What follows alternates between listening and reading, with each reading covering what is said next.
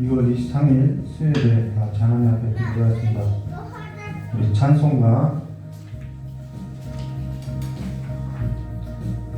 322장 기도하였습니다.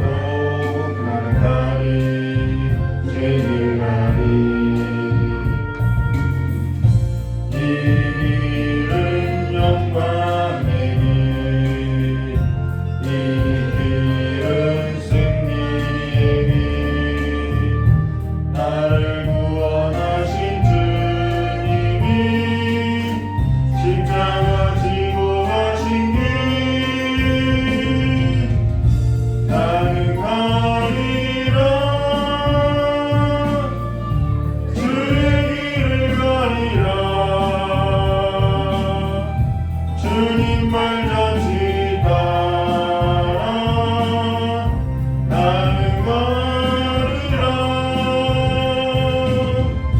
나는 가리라 주의 길을 가리라 주님 말자지 따라 나는 가리라 험한 파도와 길 막아도 난 가리 주의 길 가리 오직 나란 앞길 가려도 난 가리 주의 길 가리 이 길은 고난의 길, 이 길은 생명의 길, 나를 구원하신 주님이 십자가 지고 가신 길, 나는 가리라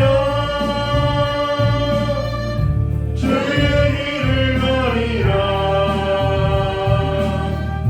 주님 말자지 따라 나는 가리라 나는 가리라 주의 길을 가리라 주님 말자지 따라 나는 가리라 나는 가리라 주의 길을 가리라 주님 말자지 따라 나는 가리라 나는 가리라 주의 길을 가리라 주님 말자지 따라 나는 가리라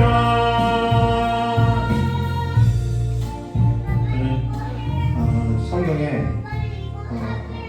어떠한 단어가 이렇게 딱 눈에 들어올 때 밑줄을 치죠. 성경님들도 그러는데요.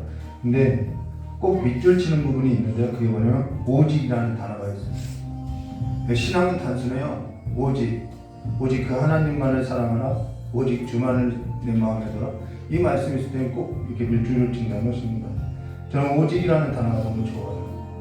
오늘 저와 여러분의 그 삶에 있어서 예수가 오직이 되시기를 하나님이 오직이 되시기를 주님의 이름을 축원합니다. 이 시간에 우리 예배 위해서 잠깐 우리의 마음을 정돈하고 다음 기도하도록 하겠습니다. 고맙고 감사하신 하나님 아버지 오직 주의 길을 가는 주의 자녀들로서 오직 주님만을 바라보고 살아갈 수 있도록 역사해 주시었고 우리의 삶 가운데 많은 시련이 있어도 그 삶 가운데서 그 시련 가운데서 오직 주님만이 우리의 삶의 구원자가 되시는 것을 아버지 경험하고 맡고 아는 자들이 될 수 있도록 주 역사해 주시길 간절히 원합니다. 하나님을 아는 데에 더욱더 힘쓰게 하여 주시었고 더욱더 하나님을 알아가는 자들이 될 수 있도록 주 역사해 주시었고 우리가 하나님을 모르는 아버지 백성이 아니라 이제는 하나님을 더욱더 우리의 삶 가운데 우리의 시련 가운데 하나님만을 더욱더 붙들고 구원의 하나님을 알아가는 주의 백성들이 될 수 있도록 복을 내려주시길 간절히 원하오며 귀하신 예수님의 이름으로 축복하며 기도드리옵나이다. 우리 다같이 사도신경으로 신앙기도하도록 하겠습니다. 전능하사 천지를 만드신 하나님 아버지를 내가 믿사오며 그 외아들 우리 주 예수 그리스도를 믿사오니 이는 성령으로 잉태하사 동정녀 마리아에서 나시고 본디오 빌라도에게 고난을 받으사 십자가에 못 박혀 주시고 장사한 지 사흘 만에 죽은 자 가운데서 다시 살아나시며 하늘에 오르사 전능하신 하나님 우편에 앉아 계시다가 저리로서 산자와 죽은 자를 심판하러 오시리라. 성령을 믿사오며 거룩한 공예와 성도와 서로던 것과 죄를 사하주신 것과 몸이 다해 사는 것과 영원히 사는 것을 믿사옵나이다. 아멘. 우리 찬송원장 부르심에 하나님 말씀 나누도록 하겠습니다.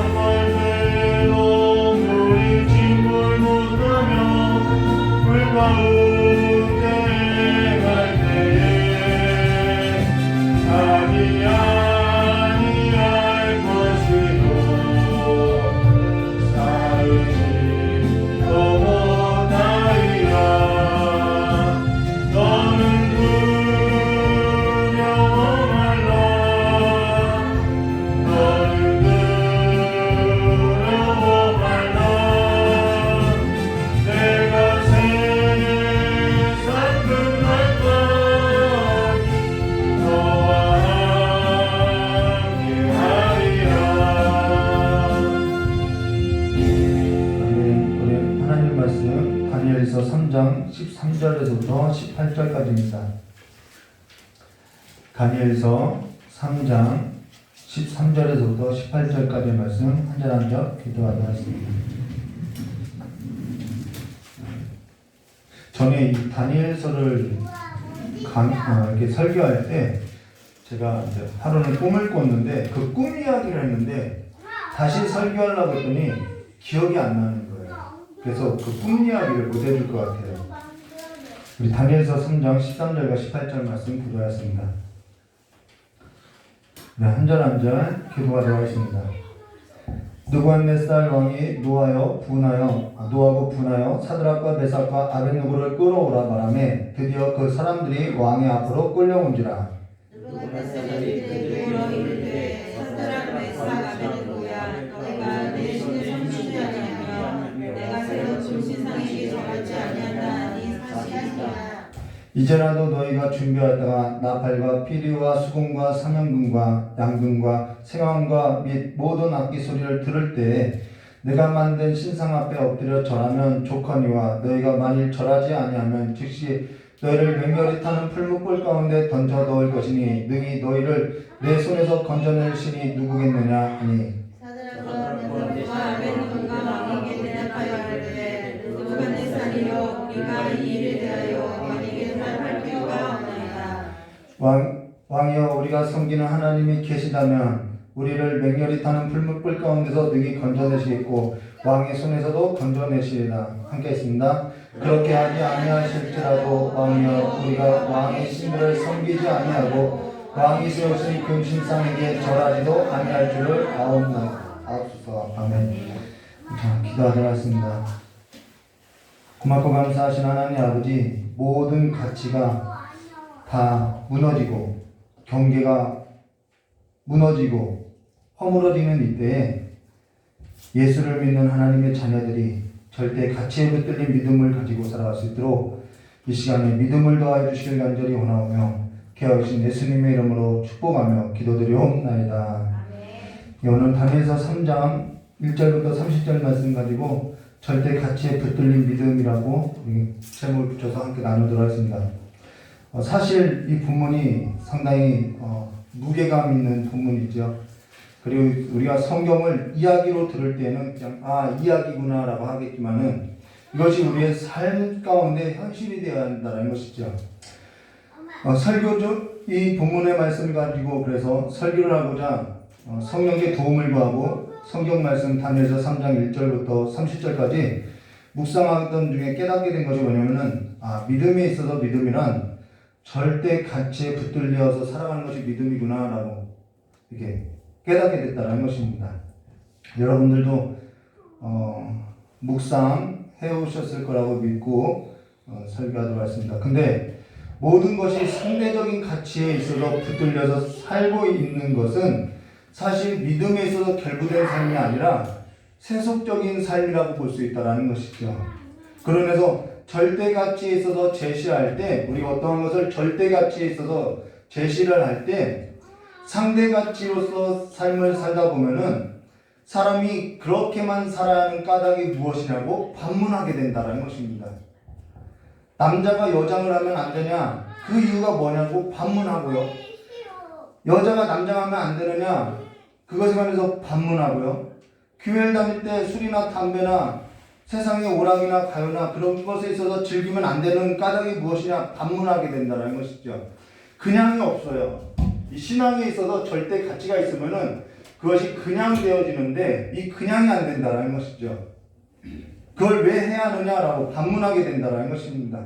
근데 이러한 모든 일에서 낱낱이 답변할 수도 있고 변론을 하고 이렇게 논쟁을 할 수 있는데 우리가 답변을 주고 변론을 하고 논쟁을 한다고 해서 사람이 변하게 되고 절대 가치에 붙들린 믿음에 있어서 결부되는 삶으로서 살아가느냐? 그건 아니다라는 거예요. 그렇게 답변을 하고 결론을 하고 논쟁을 해도 사람은 본인 스스로 본인에게 있어서 자기 자신을 설득하고 여기에 있어서 자기만의 여러 가지 논리를 피고 여러 가지 이유를 대면서 자기만의 삶으로서 생명을 얻는 회개에 이르지 못하고 자기 길로 가더라는 것이죠. 그게 사람이라는 것입니다. 그러면은 지난 설교에서도 우리가 바벨론 느부갓네살 왕이 꿈을 꾸었는 것을 보았는데요. 31절과 35절의 말씀을 보시면 이렇게 말씀하셨어요. 왕이여, 왕이 한 큰 신상을 보셨나이다. 그 신상은 왕의 앞에 섰는데 PPT를 안 넘겼군요. 31절과 35절에요. 네. 왕이여, 왕이 한 큰 신상을 보셨나이다. 그 신상이 왕의 앞에 섰는데 크고 광채가 매우 찬란하며 그 모양이 심히 두려우니 그 우상의 머리는 순구며 가슴과 두 팔은 은이요 배와 덮쳤다기는 노시요 그 종아리는 새요 그 발은 얼마는 새요 얼마는 진흙이나이다. 또 왕이 보신즉 손대지 아니하는 돌이 나와서 신상의 새와 진흙의 발을 쳐서 부서뜨리매 그때 새와 진흙과 녹과 은과 금과 다 부셔져 여름 타작마당에 겨같이 되어 바람에 불려간 곳 없었고 우상을 친, 여기 우상이라고 하죠. 우상을 친 돌은 태산을 이루어 온 세계에 가득하나이다 라고 하는데 그러고 나서 해석을 한다는 것입니다. 근데 이 신상을 보면요. 우리 신상의 그림 볼까요? 이게 금, 은, 노, 쇠, 그 다음 쇠와 진흙이 섞였다는 것입니다. 근데 이 부분을 쳤다는 것이죠. 근데 점점점 좋아지나요? 점점점 쇠해지나요? 점점점 쇠해지고 점점점 못해진다는 것입니다. 이 큰 덩어리가 세상의 나라인데 세상의 나라가 점점점 쇠해지고 망할 것을 말해주고 있다는 거예요. 그리고 손대지 아니한 돌은 바로 영원한 나라, 그것이 태산을 이룰 것을 말하는데 그것이 주님의 나라가 설 것을 말해주고 있다는 것이죠. 자, 거기에 있어서요 36절과 38절의 말씀 보시면은 그 꿈은 이러한즉 내가 이제 그 해석을 왕에게 아뢰리다. 왕이여, 왕은 여러 나라 잠깐 앞에 그림 볼까요? 여기는 바벨론, 여기 은은 메데와 바사, 이 노스는 헬라, 철기 문명 로마, 그다음 그 이하는 설명하지 않아요. 근데 해석가들이 이건 유럽을 말하는 것이다, 막 어느 나라를 말하는 것이다 이런 것은 아직 성경이 말하고 있지 않은 것인데 그는 세대주의적으로 해석하는 것이기 때문에 여러분들이 그러한 해석을 보더라도 받아들이지 않으시면 돼요. 그냥 이 정도까지만 이해하면 된다는 것입니다. 성경에 해석한 그 이상 넘지 말라는 얘기겠죠. 자, 36절과 38절 말씀 보시면은 그 꿈은 이러한즉 내가 이제 그 해석을 왕 앞에 아뢰리다. 왕이여, 왕은 여러 왕들 중에 왕이시라. 하늘의 하나님이 나라와 권세와 능력과 영광을 왕에게 주셨고 사람들과, 그렇죠, 누가 주시냐면은 이 세상의 권세도 하나님이 주신다는 것입니다. 사람들과 등짐승과 공중의 새들 어느 곳에 있는 것을 막론하고 그것들을 왕의 손에 넘기사 다 다스리게 하셨으니 왕은 곧 그 금머리입니다. 자, 그러고 나서 39절과 46절에요. 왕을 뒤이어 왕보다 못한 나라가 다른 나라가 일어날 것이요 셋째로 또 녹같은 나라가 일어나서 온 세계를 다스릴 것이요 넷째 나라가 강하기는 쇠가 들이니 쇠는 모든 물건을 부서뜨리고 이기는 것이라. 쇠가 모든 것을 부수는 것 같이 그 나라가 문나라를 부서뜨리고 찢길 것이며 왕께서 그 발과 발가락의 얼마는 토기장의 진흙이요 얼마는 쇠인 것을 보셨은지 그 나라가 나눌 것이며 왕께서 쇠와 진흙이 섞인 것을 보셨으니 그 나라가 쇠같이 든든함이 있을 것이나 그 발가락이 얼마는 쇠요 얼마는 진흙인지 그 나라가 얼마는 똑같은 걸 읽네요. 43절이죠. 왕께서 쇠와 진흙을 섞인 것을 보셨은데 그들이 다른 나라와 서로 섞이거나 그들이 피차 합하지 아니함은 쇠와 진흙이 합하지 않는 것 같으니라. 44절에요. 이 여러 왕들의 시대에 하늘의 하나님이 한 나라를 세우시니 이것이 영원히 망하지도 아니할 것이요 그 국권이 다른 백성에게 돌아가지 아니할 것이요 도리어 이 모든 나라를 쳐서 멸망시키고 영원히 설 것이라. 손대지 아니하는 돌이 산에서 나와 쇠와 녹과 진흙과 은과 금을 부서뜨린 것을 왕께서 보셨은즉 크신 하나님의 장래일을 왕께 알게 하신 것이라. 이 꿈은 참되고 이 해석은 확실합니다 하니 이에 느부갓네살 왕이 엎드려 다니엘에게 절하고 명하여 예물과 향품과 그에게 주게 하니라라고. 여기 이에 바벨론 느부갓네살 왕이 다니엘에게 절했다는 것입니다. 기뻤겠죠. 그러고 나서 47절 말씀 보시면은 왕이 대답하여 다니엘에게 이르되 너희 하나님은 참으로 모든 신들의 신이요 모든 왕의 주제시라. 내가 능히 이 은밀한 것을 나타냈으니 내 하나님은 또 은밀한 것을 나타내시는 이시로다라고. 다니엘의 성기는 여호와 하나님을 높였다라는 거예요. 경배했다라는 것이죠. 근데 그가 다니엘서 3장으로 바로 넘어가면 엉뚱한 짓을 하고 있더라는 거예요. 우리가 여기서 생각할 것이 뭐냐면요, 오늘 신앙에 있어서 많은 분들이 착각하는 것이 뭐냐면요, 신앙이 내 감정에 기초하고 있다라는 거예요. 바벨론 느부갓네살이 우리가 이걸 묵상해 보라는 것은 바로 이런 것을 찾아야 하는 것이죠. 바벨론 느부갓네살이 다니엘이 섬기는 여호와 하나님을 믿고 섬기는 일에 있어서 우리가 착각하고 있다라는 것입니다. 이와 같이 오늘 그리스도인들이 착각하는 것이 뭐냐면은 내가 여호와 하나님을 믿고 섬기는 일이 감정에 있다라고 생각하지 않아도 감정에 두고 있다라는 것이죠. 오늘 내 감정에 있어서 여호와 하나님을 믿고 찬미하고 높이는 것이 내가 하나님을 믿고 섬기고 있다라고 생각하고 내가 여호와 하나님을 믿고 있는 신앙인이라고 생각한다라는 거예요. 어디에 신앙을 두냐면 감정에 둔다라는 거예요. 나는 감정에 두지 않았는데요. 그렇게 말할 수 있겠죠. 난 그렇게 생각하지 않고 신앙생활 하는데요. 근데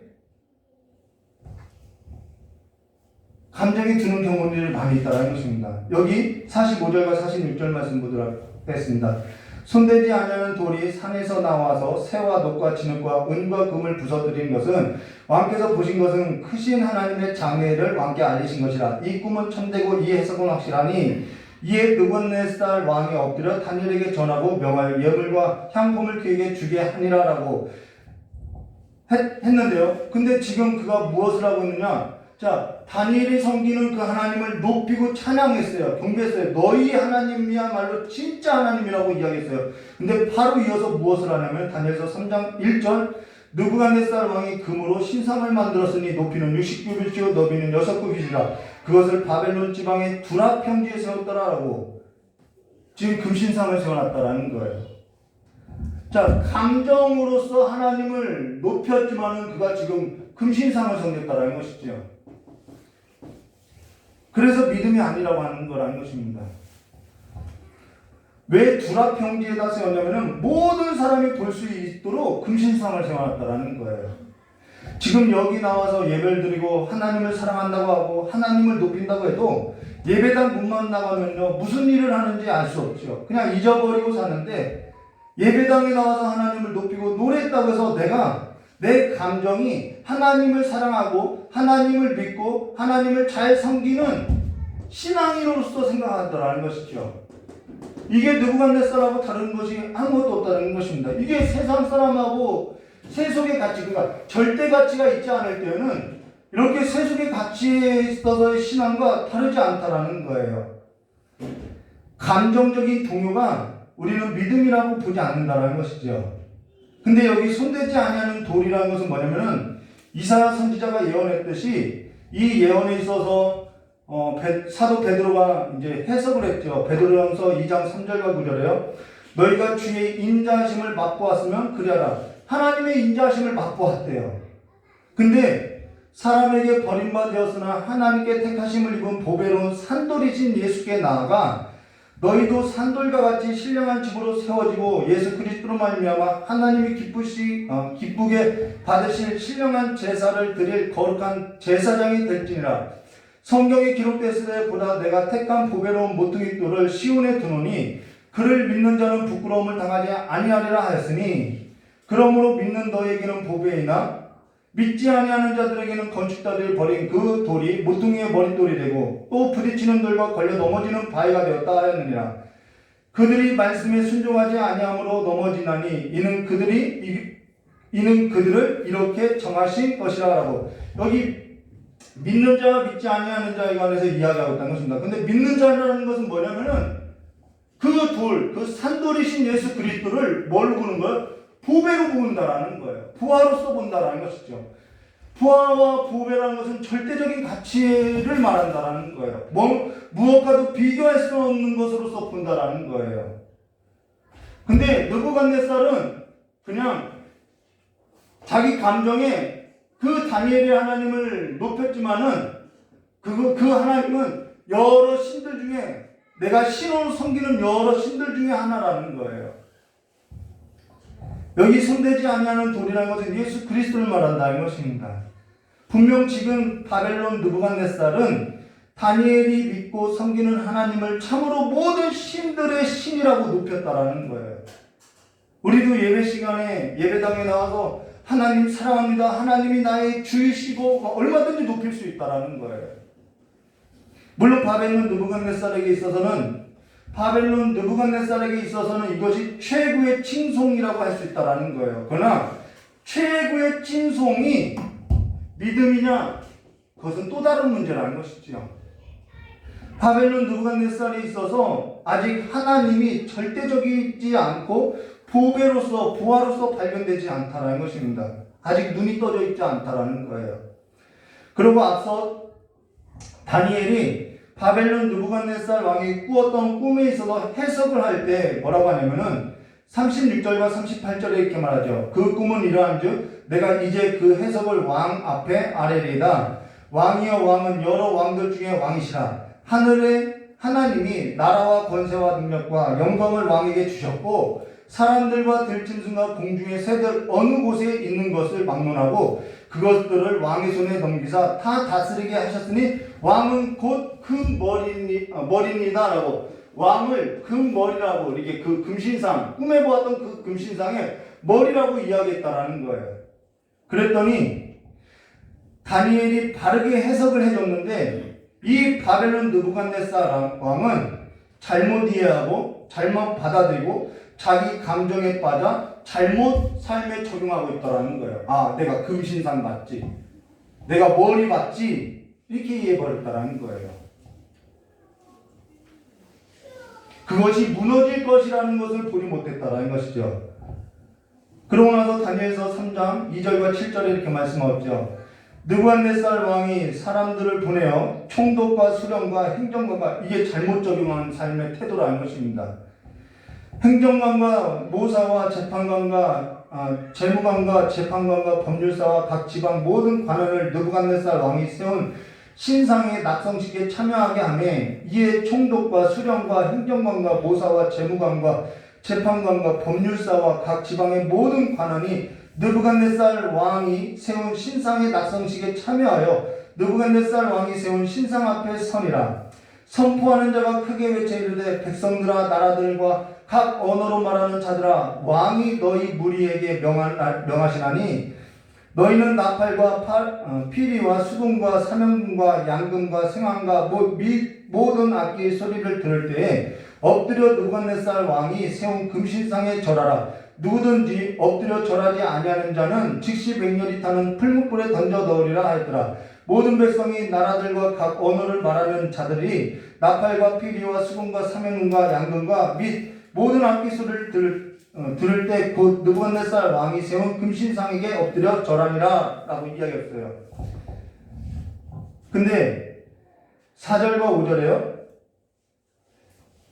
선포하는 자가 크게 외쳐 이르되, 백성들과 나라들과 각 언어와 말하는 자들이 왕이 너희 무리에게 명하시나니 너희는 나팔과 피리와 수금과 사명금과 양금과 승왕과 모든 악기 소리를 들을 때 엎드려 느부갓네살 왕이 세운 금신상에 절하라고 하는데, 여기 모든 악기라는 것은 사실 바벨론 악기가 아니라 바벨론이 점령했던 나라들의 악기라는 것입니다.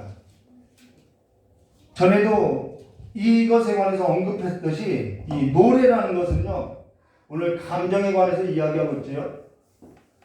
이 노래라는 것은요, 사람의 감정을 사로잡는 데 있어서 굉장히 중요한 도구로서 쓰인다는 것입니다. 그래서 사람의 이성을 마비시키는 데 있어서 가장 잘 사용되어지는 것이 이 노래라는 거예요. 그러면서 세상 나라에 있어서 신격화할 때, 우상화할 때 무엇을 자주 사용하냐면 노래를 자주 사용한다는 것입니다. 오랜 역사를 살았던 분들을 이 일에 있어서 아시겠지요. 독재 정권에 있을 때 독재자들이 자주 사용하는 것이 뭐냐면 오락과 노래라는 것이죠. 전에 설교 때 이 꿈 이야기를 여러분에게 들려줬는데 꿈이 기억나질 않아서 지금은 언급할 수 없어요.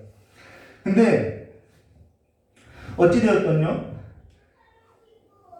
우리에 있어서 그래서 세상의 오락이나 노래나 그것에 너무 지배당하지 말라고 하면은 왜 지배당하지 마냐라고 이렇게 반문하죠. 그것에 대해서 얼마든지 논리적으로 펼 수 있어요. 근데 그것이 중요한 것이 아니라 내 마음의 부하가 절대적이라고 하면은 그거는 또 다른 문제가 되는 문제라는 것이죠. 모든 사람을 사로잡는 일에 있어서 스포츠, 가요, 오락 이런 문제들이 바벨론 때부터 있었고, 로마 때에는 콜로세움이라는 원형 경기장을 만들어서 사람들의 감정에 있어서 사로잡아서 그 감정에 대해서 호소하는 일들이 일어났다는 것입니다. 그렇게 해서 사람들의 감정을 붙들면은 사람들의 이성이 어떻게 되면은 둔하여지게 된다는 거예요. 그러면은 사람은 감정이 붙들려서 이성을 가지고 이것이 옳은 일인지 판단하지 못하고 내가 좋아하는데 왜 그걸 하지 말라고 하느냐라고 반문을 갖게 된다는 거예요. 그러면서 옳은 것에 있어서 듣기를 싫어하게 된다는 것이죠. 모든 사람을 하나로 묶는 일에 있어서 가장 잘 사용되어지는 것이 뭐냐면 오락, 노래, 스포츠, 약간 이렇게 감정에 있어서 자극할 만한 것들이라는 것입니다. 그러면서 그때만큼은 다른 것에 대해서 있어서는 생각하지 않게 된다는 것이죠. 심지어 그것이 영적인 일에 있어서도 마찬가지라는 것입니다. 그때만큼은 다른 것도 하지 아니하고 영적인 일에 있어서조차도 이렇게 거리를 두게 된다는 거예요. 그러면서 모든 사람이 다 하나같이 옳은 일에 있어서 듣고자 하는 것이 아니라 모든 사람이 다 하나같이 그 일에 있어서 이제는 듣기를 거부하게 된다는 것이죠. 2002년 월드컵 때 모든 사람이 즐길 때 서해안에서는 교전이 있었다는 것이죠. 근데 사람들이 그 교전에 있어서는 가려져 있었다는 거예요. 한국 사회의 프로야구가 어느 때에 들어왔느냐면은 전두환 정권 때 들어왔다는 것이죠. 한국 사회의 권투나 씨름이나 어떤 가요나 그런 것이 어느 때에 들어왔냐면은 박정희 때에 들어왔다는 것입니다. 그러면서 모든 사람의 마음에 이 국민들의 마음을 사로잡고 이렇게 국가를 운영하는데 경영하는 데 있어서 이 마음을 잡기에 굉장히 많은 도구로서 쓰여지고 있다는 거예요. 오늘 바벨론 느부갓네살 왕도 마찬가지죠. 그렇게 되면은 사람들이 어떻게 되느냐? 설교가 재미있을까요? 재미없죠. 영적인 일이 재미있을까요? 재미없죠. 그러니까 예배당에 나와서도 무엇에 대해서 자꾸 설교를 해야 하고 자꾸 이야기를 들려줘야 하는 감정에 호소하는 것들을 하게 된다는 거예요. 그래서 교회마저도 세속화가 되어진다는 것이죠. 예배당에 나와 내 감정에 어울리는 찬양이 나오면, 내 감정에 신나는 찬양이 나오면 내가 하나님을 사랑하고 믿는 것처럼 보일 수 있다는 것이죠. 한국 사회가 어려움을 겪을 때 감정에 호소되었고, 그로 인해서 신앙마저도 감정에 호소되는 신앙으로서 자리매김됐는데, 그래서 이러한 일들이 잘못되어지는 이해관계 속에서 이루어지고 있다는 거예요. 그러면서 정작 무엇이 없게 되냐면요, 삶이 없다는 것입니다. 감정은 있는데, 그래서 회개도 마찬가지예요. 내가 오늘 눈물 콧물 쏟으면 내가 하나님께 회개한 줄 알아요. 그래서 삶은 너무나도 빈약하다는 것입니다. 절대적인 가치에 붙들린 믿음을 가진 삶이 없다라는 거예요. 내가 좋아하는 것이 하나님이고 내가 좋아하는 것이 신이 된 것으로서 무엇이 하나님이냐면은 하나님이 아니라 내 감정이 좋아하는 것이 하나님이라는 거예요. 그러면서 내가 좋아하는 것 가운데 하나가 하나님이 되었으면 좋겠다라는 것이죠. 내 마음을 불편하지 않게 하는 것이 하나님이 되었으면 좋겠다라는 것이 신앙이 된다는 것입니다. 성경을 버리고 산 지 오래됐다라는 거예요. 지금 바벨론 느부갓네살 왕이 지금 그러한 모습을 보여주고 있다는 것이죠. 그래서 성경을 버리고 얼마든지 그 분위기에 그 감정에 내가 하나님을 섬기는 신앙인으로서 보일 수 있다는 것입니다. 그러면서 오늘 8절 말씀 보시면 이렇게 말씀하셨어요. 그때 어떤 갈대아 사람들이 나와 유다 사람들을 참수하니라. 왜요? 여러분, 감정이 곧 내가 되거든요. 내가 좋아하는 것이 곧 나인 거예요. 그런데 내가 좋아하는 것에 대해서 누군가가 따르지 않으면 불편하다는 것이죠. 그래서 참수하는 일들이 일어나는 것이죠. 어떤 갈대아 사람들이라는 것은 여기 말하는 갈대아 사람은요, 바벨론 나라의 고위 관리들이라는 것입니다. 여기 참수에 있어서 다니엘서 6장 24절에서도 말하는데요. 계시록 이 본문은 보지 않고요. 계시록 12장 10절과 11절 말씀 보시면은 내가 또 들으니 하늘에 큰 음성이 있어 이르되 이제 우리 하나님의 구원과 능력과 나라와 또 그의 그리스도의 권세가 나타났으니 우리 형제들을 참수하던 자 곧 우리 하나님 앞에서 반나 참수한 자가 쫓겨났고 또 우리 형제들이 어린 양의 피와 자기들을 증언하는 말씀으로써 그를 이겼으니 그들은 죽기까지 자기들의 생명을 아끼지 아니하였다라고 하는데, 여기서 하나님 앞에서 반나 참수하는 자가 누구냐? 옛뱀, 곧 마귀라고 하고 사탄이라고 하는 자가 참수하는 자라는 것입니다. 자, 근데요, 그러면서 9절과 13절 말씀 보시면 이렇게 말씀하고 있어요. 그들이 느부갓네살 왕에게 이르되 왕이여 만수무강하옵소서. 이게 참소하는 내용이죠. 왕이여 왕이 명령을 내리사 모든 사람이 나팔과 피리와 수금과 사명금과 양금과 승함과 및 모든 악기 소리를 들을 때 듣거든 엎드려 금신상에게 절할 것이라. 누구든지 엎드려 절하지 아니하는 자는 맹렬히 타는 풀무불 가운데 던져 넣음을 당하리라 하지 아니하셨나이까. 이제 몇 사람 유다 사람 사드락과 메삭과 아벳느고는 왕이 세워 바벨론 지방을 다스리게 하신 자이거늘 왕이여 이 사람들이 왕을 높이지 아니하며 왕의 신들을 섬기지 아니하며 왕이 세우신 금신상에도 절하지 아니하나이다. 느부갓네살 왕이 노하여 분하여 사드락과 메삭과 아벳느고를 끌어오라 말하며 드디어 그 사람들을 왕의 앞으로 끌어온지라라고 하는데, 이게 분노할 일이냐는 거예요. 근데 분노하더라는 것이죠. 왜요?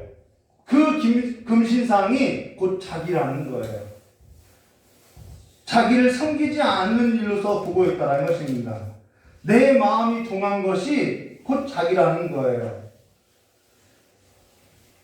근데 여러분, 여러분은 우리의 형상은 누구냐면 하나님이라는 거예요. 우리는 하나님께 속하여서 하나님이 좋아하는 것에 있어서 움직여야 하고요. 하나님이 모욕받는 일에서도 우리는 분을 내야 하는데, 지금 엉뚱한 데에 분을 내고 엉뚱한 데에 힘을 쏟고 있다라는 것이죠.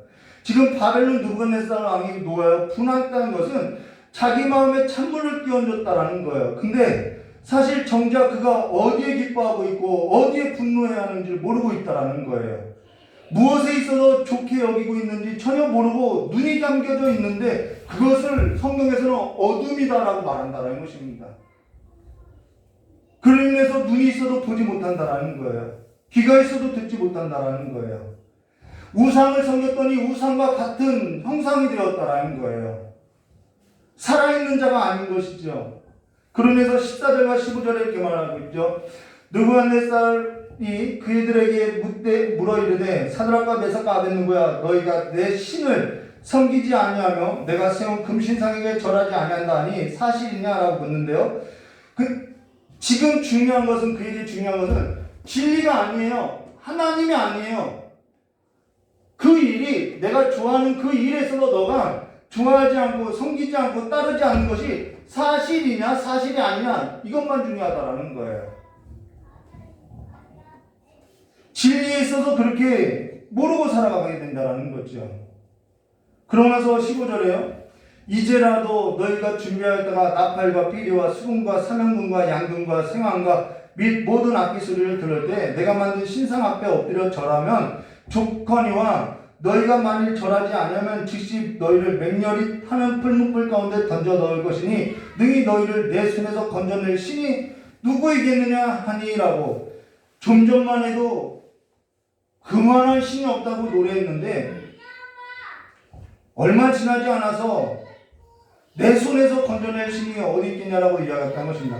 이게 우리의 삶의 현실이라는 거예요. 지금 이 일이 우리가 그냥 성경 이야기로만 들려서는 안 된다는 거예요. 즉시 너희를 맹렬히 타는 풀무불 가운데 던져 넣을 것이니 능히 너희를 내 손에서 건져낼 신이 누구이냐라고 할 때 우리는 답이 나와야 한다는 것이죠. 이게 이야기가 아니라 내 삶의 현실이 되고 그래야만 한다는 것입니다. 내게 있어서 절대적인 하나님이 있어야 한다는 거예요. 이게 성도의 삶이고 성도들의 삶의 현실이라는 것이죠. 그러면서 깨어있어야 한다는 거예요. 세상 나라 임금이 가져다 주는 것을 먹고 마음이 둔하여서 살아가는 것이 아니라 깨어 일어나야 한다는 것이죠. 내 삶에서도 마음을 세상 임금이 마련해 둔 것에 사로잡혀서 현실 감각에 있어서 무감각하게 회피하여서 힘든 일에서도 직면하지 못하고 하나님을 섬기는 일에서도 직면하지 못하고 사는 것이 아니라 하나님 앞에서 살아갈 것을 말해줬다는 것입니다. 출애굽기 9장 13절에 여호와께서 모세에게 이르시되 아침에 일찍 일어나 바로 앞에 서서 그에게 이르기를 히브리 사람의 하나님 여호와의 말씀에 내 백성을 보내라. 그들이 나를 섬길 것이라 라고. 성도의 삶은 늘 아침 일찍이 바로 앞에 서는 삶으로서 선포되어지는 삶이라는 거예요. 세상에 있어서 선포되어지는 삶이라는 거예요. 그러면서 16절과 18절에 이렇게 말하고 있죠. 사드락과 메삭과 아벳느고가 왕에게 대답하여 이르되 느부갓네살이여 우리가 이 일에 대하여 왕에게 대답할 필요가 없나이다. 예, 담대하죠. 이게 무슨 대답할 필요가 있나요? 왕이여, 우리가 섬기는 하나님이 계시다면 우리를 맹렬히 따는 벌목불 가운데 능히 건지시겠고 왕의 손에서도 건지시리다. 18절에요. 그렇게 하지 아니하실지라도 왕이여, 우리가 왕의 신들을 섬기지도 아니하고 왕이 세우신 금신상에도 절하지도 아니할 줄 아옵소서라고. 이게 선포하는 자세라는 것입니다. 신앙에 있어서 타협의 여지가 없지요. 제가 저희 아내하고 연애를 하면서 모든 것을 허락해 주는데 신앙에 있어서 타협하지 않더라는 거예요. 그래서 제가 저희 아내에게 그 얘기를 했어요. 나는 너 때문에 예수를 본 것 같다고. 여러분, 세상은요, 우리가 적당히 세상과 타협해주면은, 그리스도인들이 좋은 사람이구나 라고 생각할 것 같지만요, 세상 사람들은요, 그리스도인은 그리스도인으로서 남아주길 바란다는 거예요. 그 그리스도인으로 남아주는 것으로 말미암아 그들이 하나님을 보게 된다는 것이죠. 그들에게 있어서 하나님께서 우리를 왜 세상 가운데 두었는지를 보아하는 것이죠. 그러면 그들에게 있어서 신앙에 있어서 타협에 있어서 여지가 없는 까닭이라는 것은 왜 그들을 신앙에 있어서 타협을 두지 않았을까? 왜 그렇게 여지를 두지 않았을까? 그들에게는 하나님만이 절대적인 가치이기 때문이겠지요. 다른 것은 섬길 필요도 없고 다른 것에는 구할 필요도 없기 때문이겠지요. 그러면은 지금 여기 있는 우리가 한 가지 생각해 볼 것이 있다는 것입니다. 그러면은 그들에게 있어서는 그러한 삶의 자세가 어디서부터 나왔냐는 거예요. 그들의 감정에서 나왔나요? 아니면 그들의 이성에서 나왔나요? 아니면 그들의 의지였나요? 18절 자세히 볼까요? 그렇게 하지 아니하실자라도 왕이여, 우리가 왕의 신들을 섬기지 아니하고 왕이 세운 금신상에게 절하지도 아니할 줄 아옵소서. 왕이여, 우리가 왕의 신들을 섬기지도 아니하고 왕이 세우신 금신상에도 절하지도 아니할 줄 아옵소서. 여기가 어디서 나오냐면 하나님의 말씀 10가지 계명에서 나왔다는 것입니다. 10계명에서 나왔다는 거예요. 여러분, 주기철 목사님이 신사참배할 때 왜 신사참배하지 않았나요? 10가지 계명, 내 다른 신을 두지 말고 절하지 말라라는 그 명령 때문에 하지 않았다라는 거예요. 그분이요, 두려워하지 않았나요? 두려웠다라고 이야기해요. 일본 순사들이 잡으러 왔을 때 밥 먹다가 무서워서 엄마 방으로 뛰어들어가서 엄마한테 기도받고 끌려갔다라고 이야기해요. 나 두렵다고.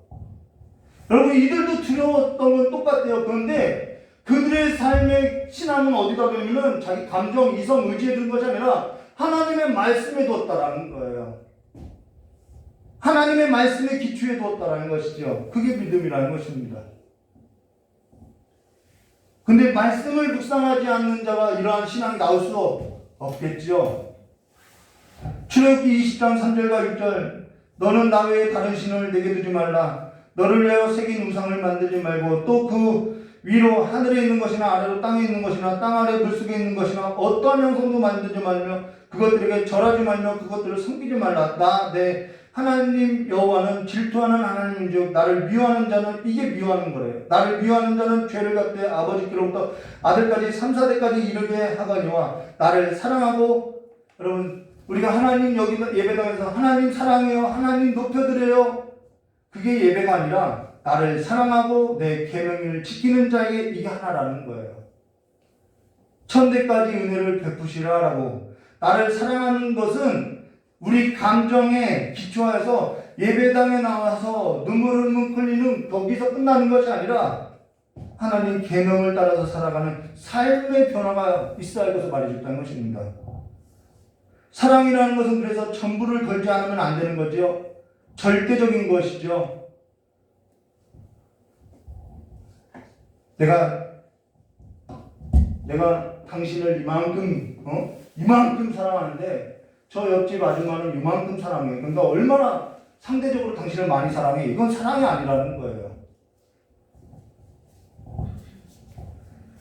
그러면서 이들이 다니엘서 1장 8절과 9절에 다니엘은 뜻을 정하여 이게 뜻을 정한 것이 그냥 거기다 올인했다라는 거죠. 왕의 음식과 그가 마시는 포도주로 자기를 더럽히지 아니하리라 하고 자기를 더럽히지 아니하도록 환관장에게 구하니 하나님이 다니엘로 하여금 환관장에게 은혜와 긍휼을 얻게 하신지라라고 하나님께서 자기에게 있어서 삶을 걸었더니 하나님께서 그들의 삶에 은혜를 베풀어 주시더라는 것입니다.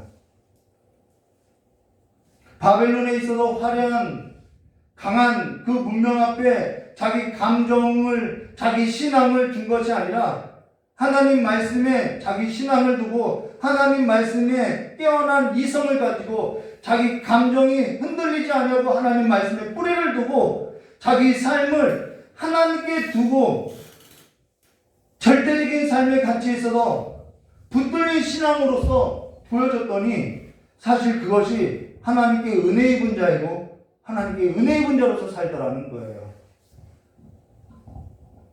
그 삶에 있어서 어려움이 없을까요? 어려움이 당연히 따르죠. 풀무불에 던져지는 삶이 따르죠. 여러분, 그러면은 풀무불에서 건진받는 것이 나을까요? 아니면은 세상이 멸망할 때 함께 멸망하는 삶이 나을까요? 풀무불에 건진받는 그 믿음을 받는 것이 낫겠죠. 우리는 근데 풀무불에서 건진받는 그 구원하신 하나님을 맞고 알려고 하는 것보다는 내가 적당히 사는 것을 더 즐겨하더라는 것이죠. 이것과 이것보다는 이것이 낫다라고 생각하고 있더라는 거예요. 19절과 20절 말씀 보도록 하겠습니다. 느부갓네살 왕이 분이 가득하여 사드락과 메삭과 아벳느고를 향하여 얼굴빛을 바꾸어 명령하여 이르되 그 분무불을 뜨겁게 하기를 평소보다 7배나 뜨겁게 하라. 여러분, 성도의 삶이요, 정말 성도로서 살아간다는 것은요, 세상이 살아가는 삶보다는 7배나 더 뜨거운 곳에서 살아가는 것 같아요. 신앙도 지켜야지요. 20절에요. 군대 중 용사 몇 사람이 명령하여 사드락과 메삭과 아벳느고를 결박하여 극렬히 타는 풀무불의 가운데 던지니라 하니라. 자, 던져졌지요. 거기서 구원할 자는요, 딱 한 사람밖에 없어요. 내가 믿는 그 하나님밖에 없어요. 절대자이신 그 하나님밖에 없죠. 풀무불에서 누가 구원할 수 있겠어요? 사람이 여기서 구원할 수 있겠나요? 21절과 27절. 그러자 그 사람이 겉옷과 속옷과 모자와 다른 옷을 입은 채 결박하여 맹렬히 타는 풀무불 가운데 던져졌더라. 21절부터요 27절 30절까지는요 PPT가 없어요. 여러분 성경책을 보시면 좋겠어요. 그러자 그 사람들이 겉옷과 속옷과 모자와 다른 옷을 입은 채 결박하여 맹렬히 타는 풀무불 가운데 던져졌더라. 왕의 명령이 엄하고 그 풀무불이 심히 뜨거움으로 불꽃이 사드락과 메삭과 아벳느고를 붙든 사람을 태워 죽였고 이 세 사람 사드락과 메삭과 아벳느고는 결박된 채 맹렬히 타는 풀무불 가운데 떨어졌더라. 그때 느부갓네살 왕이 놀라 급히 일어나 모사들에게 물어 이르되 우리가 결박하여 불 가운데 던진 자 세 사람이 아니었느냐 하니 그들이 왕에게 대답하여 이르되 왕이여 올소이다 하더라. 왕이 또 말하여 이르되 내가 보니 결박되지 아니한 네 사람이 불꽃 가운데로 다니니 상하지도 아니하고 그 넷째 모양은 신들의 아들 같더라 하고 느부갓네살이 맹렬히 타는 풀무불 어귀 가까이에 가서 불러 이르되 지극히 높으신 하나님의 종 사드락과 메삭과 아벳느고야 나와서 이리로 오라 하며 총독과 지사와 행정관과 왕의 모사들이 모여 이 사람들을 본즉 불이 능히 그들의 몸을 해하지 못하였고 머리털도 그을리지 아니하였고 겉옷빛도 변하지 아니하였고 불탄 냄새도 없더라라고. 머리털 하나 상하지 않고 그을리지 않았더라는 것입니다. 이 일을 누가 할 수 있어요? 하나님밖에 할 수 없다라는 거예요. 28절과 30절에요. 느부갓네살 왕이 말하여 이르되 사드락과 메삭과 아벳느고의 하나님을 찬송할지어다. 또 찬송하죠. 근데 느부갓네살 왕은 여전히 하나님을 부르지 못하더라는 거예요. 그가 그의 천사를 보내사 자기를 의뢰하고 그들의 몸을 바쳐 왕의 명령을 거역하고 그 하나님 밖에는 다른 신을 섬기지 아니하며 그에게 절하지 아니하는 종들을 구원하셨도다. 여기에 그들의 신앙이 다른 사람에게 비춰지죠. 그 하나님 밖에는 다른 신을 섬기지 아니하며 그에게 절하지도 아니한 종들을 구원하셨다. 이게 우리 성도들의 삶의 구원이라는 것입니다. 그러므로 내가 이제 조서를 내리느니 각 백성과 각 나라와 각 언어를 말하는 자가 모두 사드락과 메삭과 아벳느고의 하나님을 경솔히 바라거든 그 몸을 쪼개고 그 집을 거름더미로 삼을지니 이는 이같이 사람을 구원할 다른 신이 없음이라 하더라. 근데 왕이 드디어 사드락과 메삭과 아벳느고를 바벨론 지방에 더욱 높이니라 라고. 하지만은 우리가 나중에도 보겠지만 바벨론 왕 느부갓네살은요 아직도 감정에 취한 신앙이라는 것입니다. 오늘 여기 세 사람이 결박되어 극렬히 타는 풀무에 던져지는데 결박되지 아니한 네 사람이 불 가운데 다니는데 상하지도 아니하고 그 넷째 모양은 신들의 아들 같다라고 한 그가 누구냐면 손대지 아니한 돌 하나님의 아들 예수 그리스도라는 것입니다. 그분이 함께 하셨다라는 거예요. 그가 지금 우리와 함께 하신다라는 것입니다. 그가 모든 역사를 주관하시고 그가 하신 말씀대로 이 모든 역사를 이루어가고 있다라는 거예요. 그러면은 우리가 그 말씀으로서 이루어지는 그 삶 가운데서 우리가 우리의 삶을 어디에 두고 살아가느냐? 답이 나왔죠. 하나님 말씀이라는 거예요. 오늘 우리가 믿는 그 하나님을 믿는 그 믿음이 내 감정에 기초하고 있다면 사실 믿음이라고 할 수 없죠. 내 이성에 기초했다고 하면 사실 그거는 믿음이 아니라 내 이성을 따르는 거죠. 내 의지에 기초했다면 사실 그것은 내 의지를 신뢰하는 거겠죠. 믿음이라는 것은 오직 하나님 말씀에 기초한다는 것입니다. 주일 저녁 예배 계시록을 했죠. 들으신 분은 있겠지만 안 들으신 분도 있을 거예요. 마지막 때에 세 가지 화가 있어요. 세 가지 화가 있다고 했죠. 첫째 화가 지나갔어요. 둘째 화도 지나갔어요. 이제는 셋째 화, 한 가지 화만 남았어요. 첫째 화라는 것은 다섯째 나팔을 말하고, 둘째 화는 여섯째 나팔을 말하고, 셋째 화는 일곱째 나팔을 말해요. 근데 이 다섯째도 지나가고 여섯째도 지나갔는데 이 여섯째하고 일곱째 사이에 주님께서 내가 속히 이루겠다라고 말한다는 것입니다. 내가 다 이루겠다. 근데 이 여섯째하고 이 일곱째 화 가운데 하나님께서 속히 이 모든 역사에서 다 이루실 것인데 이제는 여섯째 화도 지나갔다. 근데 마지막 화 하나만 남았는데 내가 이 일에 있어서 속히 이루는데 이 사이에 있어서 삽입절이 있다라는 것입니다. 그 삽입구절에 관해서 이야기했지요. 설교 때. 이 삽입구절에 있어서 가장 중요한 것이 뭐였느냐? 제가 전해드렸다는 것입니다. 그게 뭐냐면은 다시 예언하라 이 말이었다는 거예요. 우리가 다시 예언하는 삶으로서 살아가면은 당연히 하나님의 말씀을 들어야 하고 펴야 할 거라는 것을 말해줬다는 거예요. 근데 말세는 지식이 더하고 빨리 가면서 사람들의 지식이 더함으로써 이 하나님의 말씀이 봉화해지기 때문에 다시 예언하라고 하나님이 권고하고 있다는 것이죠. 오늘 저와 여러분이 무엇을 사랑하고 사는지 하나님 영광이 가득한 하나님의 성전으로 산돌이신 예수 그리스도와 함께 지어져가는 삶에 있어서 내가 하나님의 말씀에 붙들려서 믿는 자로서 예수 그리스도를 부하로서 보배로서 생각하고 그분과 함께 하나님의 성전으로서 지어져가는 삶인지 아니면 결로 넘어지는 바위인지 우리가 구한다는 것입니다. 극렬히 타는 풀무불이 두려워서 세상 나라에 마음을 두어 살다가는 그것이 마치 살아있는 것 같이 보여도 세상 나라가 멸망할 때 함께 멸한다는 거예요. 오늘 주와 함께 극렬히 타는 풀무불에서 걸어 나오시는 그 던져진 삶에서 건짐을 받고 주와 함께 일어나서 걸어 나오시는 거룩한 성도가 되시기를 주님의 이름으로 축원합니다. 같이 기도하도록 하겠습니다.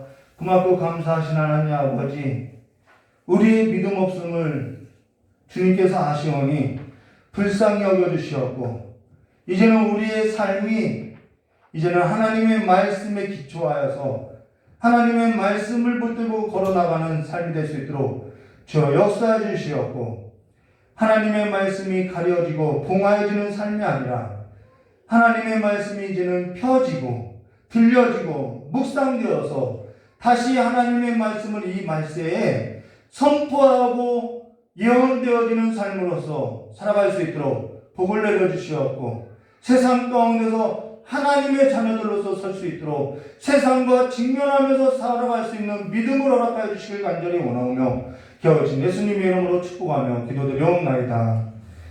우리 찬송 한 장 부르시네 깨달은 말씀 붙들고 기도하도록 하겠습니다.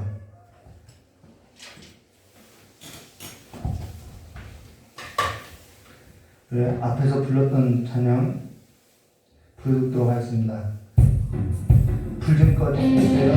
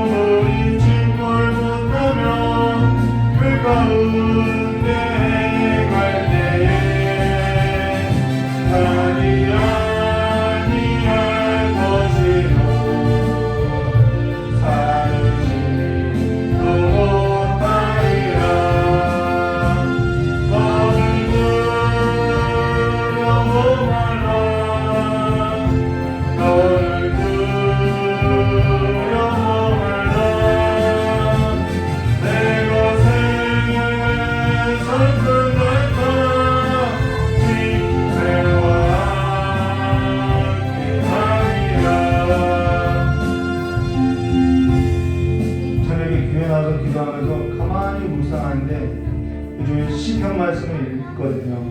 근데 시편 139편이죠. 하나님이 이 내장을 만드셨고 모태에서부터 나를 기억했고 내 형질이 이루기 전에 하나님께서 하나님의 그 판에 다 기록해뒀다라고 이야기하는 거예요. 근데 하나님이 책임져 주시지 않겠냐는 것이죠. 그러고 나니까 두려움이 사라지더라는 거예요.